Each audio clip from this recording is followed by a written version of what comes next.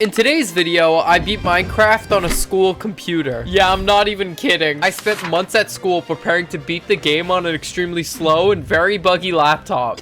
This took a long time to do, and honestly, the whole process was really fun because I didn't just want to beat the game. I also wanted to thrive in this world by building a fully functional base that's perfect for surviving. So if you guys enjoy this video, please consider subscribing. I spent a while making this and it would just help out a lot. With that said, on to the video. I did not mean to get out of my chair. Before I explain how I pulled this off, I need to mention that for obvious reasons I couldn't record on the school laptop, so all the clips you'll be seeing are recreations of what actually happened. The one thing that isn't recreated though is the main world, because I was able to transfer the file to my actual computer, so the base you'll see is what I actually lived in. Anyways, grab a seat because it's story time, guys. So this all started at the beginning of the school year. I was at my locker putting my books away when suddenly my friend ran up to me with one of the school's laptops. Without saying anything else, he instantly showed me an unblocked website that I don't think I'm allowed to promote on YouTube. But this website made it possible to play Minecraft version 1.5. And in case you're wondering which update that was, it was the one that added redstone 11 years ago. Now after seeing this, I realized I was just given a perfect opportunity.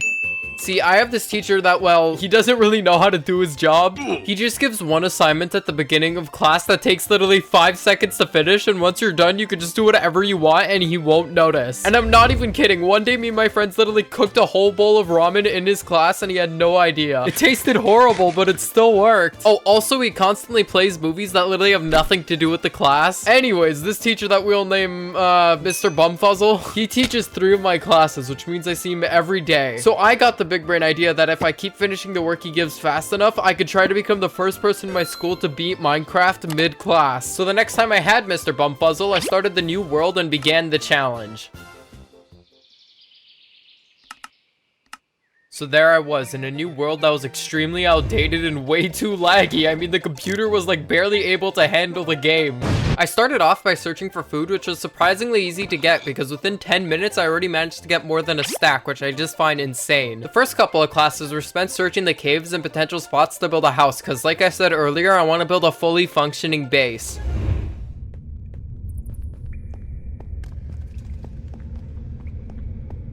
Caving became one of the more challenging parts of this video because fighting the mobs with a literal touchpad was hell. I did get a good amount of resources though, and even a full set of iron. I made sure I had enough items to last me a pretty good amount of time before reaching the surface again, and once I did make it to the top, I kept searching for the perfect spot to build a base. Because I wasn't about to build a dirt hut and call it a day. We're building a big boy house. And to be honest, I really wanted to get attached to this challenge, so I kept searching biome after biome after biome until I finally found it. A mountain shaped like a certain phallic object was literally right next to my spawn, and I didn't realize all that exploring was for nothing. Also, you know when you just see a spot in Minecraft and you could literally imagine all the things you want to build there? Yeah, that's kind of what happened. So I settled my things and went straight to building my starter house. For this house, I chose to dig into the mountain, and this is actually where I ran into my first problems of playing Minecraft version 1.5. I noticed I had a lot less blocks to build with, so my resources were very limited, and I swear this isn't me trying to make up for my bad building. Also, this is kind of funny. I noticed that whenever I built something in this world, I could remember which movies were playing in class. For example, the house was built while watching Inception. I have no clue how that involves school, but it somehow did to Mr. Bumfuzzle. Anyways, now that the build is finished, you know I gotta show it off. Come on. So first we got the doorway. I know it's so fancy, am I right? And then we have this room, kind of nothing but furnaces because that's all there was in the version. But still, you know, I cooked crystal meth. Next up is this overly long staircase. Like literally, it starts down there and then it just curves here for no reason. We got a funky painting and then it's the room, the big boy thing. I've got a little storage system. Oh wait, blur that out. Then there's the bed with the ender chest, but we'll talk about that after. Then over here's all the stuff I'll reveal later in the video. Anyways, I'll let you get back to the other recording of my voice. Once I finished building, I also created a little cow and sheep pen so I could always make sure to have food. But that's when I found out that sheep just don't drop mutton in this version. So much for that. Things were actually going pretty well for myself, and I spent a couple days just showing my friends the world and doing some more mining until I finally prepared myself for the next step of the challenge, going to the Nether.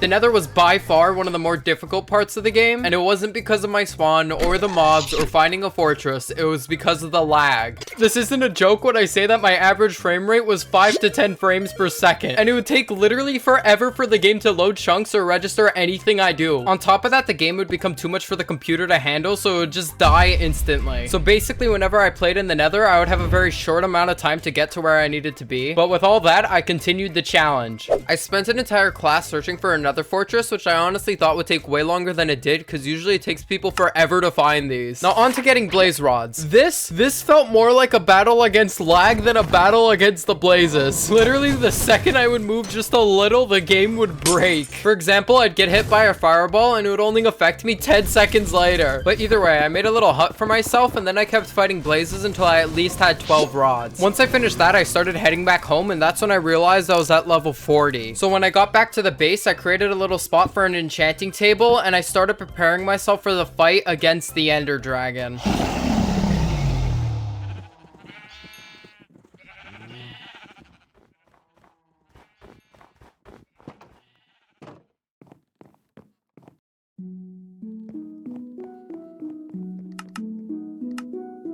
Enchanting turned out to be way more difficult than expected. See, mending books weren't added in this version yet, which meant all my gear would eventually break. Now, because of this, I decided just to aim for a Fortune 3 pickaxe, so when my armor and tools do break, I could just instantly replace them. Now, the first time I used an enchantment table in this world, it kind of caught me a bit off guard because the mechanics were completely different to what they are now. Okay, I'm in version 1.5, so I could explain to you what I mean. Also, I can't change my skin back to normal. Why is the crosshair so huge? Okay, first problem. You see this itty-bitty enchantment table? You put a pickaxe in it, doesn't tell you what enchant you're getting. So it felt like I was just gambling to get the right enchant on my pickaxe. I wasted so much diamonds from this. I did have an idea to solve this problem though, and that was to literally translate all of the enchantment table. That is the wrong item. To literally translate all of the enchantment table language to English using a graph. Yeah, that didn't work. But that wasn't the only problem I was having. Yup, there's a second one. So if you look down at my hotbar right now, you'll see that I'm at level 30. Now if we take that to our little guy over here and enchant, well, look at that, all our levels are gone. Why did they do this? So getting Fortune 3 was literally hell, but I wasn't gonna stop now. So I decided I'm gonna hunt endermen during the night and get XP during the day so I could multitask. I thought this would be way more efficient because I'd be getting ender pearls at the same time as enchants, but nope. For some reason, it took literally months for me to get Fortune, and like no endermen were spawning at all, even though I'd be searching for them all night. Now after 2 months of enchanting, I finally got Fortune 3. So with finally having the item I wanted, I decided to dig a little strip mine and start getting a full set of diamond armor. By the way, if you're wondering what movie Mr. Bumfuzzle was playing while I built the mine, it was How the Grinch Stole Christmas. I think it was the day before Christmas break. I really don't remember. Now, just like how I showed the house, I obviously got to show off the mine too. Come on. Okay, so first we got the staircase over here. It's so quirky, am I right? You know, I actually had way too much fun building this part, and I don't even know why. But anyways, we just quickly get to the bottom, and ta-da! It's really nothing. I don't remember this being what. I swear I dug a mine here. Okay, it doesn't matter. I only used this like once, but still it's fine. I'm honestly just really proud of the design I want. I never put this much effort into a strip mine, and it's not even that much effort, but we're gonna ignore that. Anyways, now that I had everything I wanted, all I had to do was just wait for endermen to spawn. It took so long to get those eyes that I literally managed to craft an enchanted golden apple before getting every pearl. But it didn't matter anymore. I had the eyes. Throughout the 2 months, I decorated the base a bit, but now I was finally ready for the fight. I traveled at extreme lengths, which almost killed the computer just to find the end portal.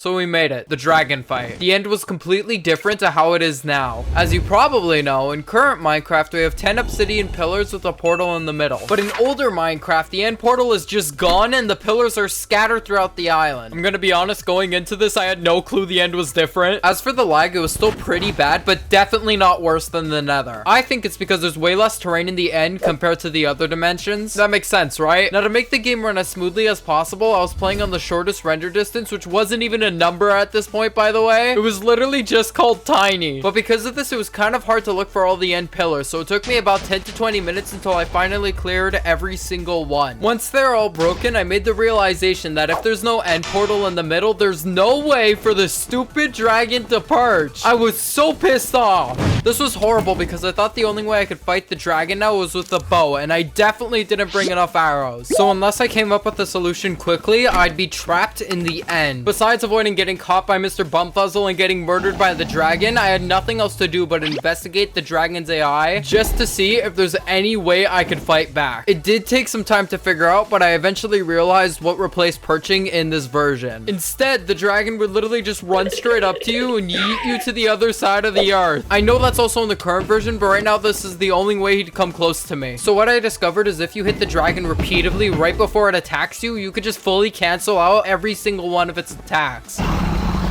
So a new strategy was established. I would aggravate the dragon as much as possible with as many arrows as I can, and when she comes for me, I'll spam her with my sword. Now that I had a plan, I just had to pull it off. Now, I won't lie, this was a bit of a struggle considering how if I missed once, I just get flung straight into the stratosphere, but eventually I did do it. It was tough, but I finally beat the Ender Dragon on a school computer. That's right, the dragon was dead, and so was my soul at this point. I remember once I killed the dragon, I screamed "fuck yeah" as loud as I can, and Mr. Bumfuzzle just didn't hear me. I'm telling you, I wouldn't be surprised if this guy was deaf. This took so long, but I actually can't believe I did it. I yoinked that dragon egg and hopped straight in the portal. Just in case you don't believe that I actually did this, here's a picture of the credit screen, which was just the game title in this version. Once I got home, I made a little trophy spot for the dragon egg, and obviously I had to put a diamond block there. Like, clearly, come on. Wow, I hate myself. Anyways, I did it. The goal was complete, but the world, on the other hand, wasn't. There were a couple last things I wanted to do before fully saying goodbye to this world.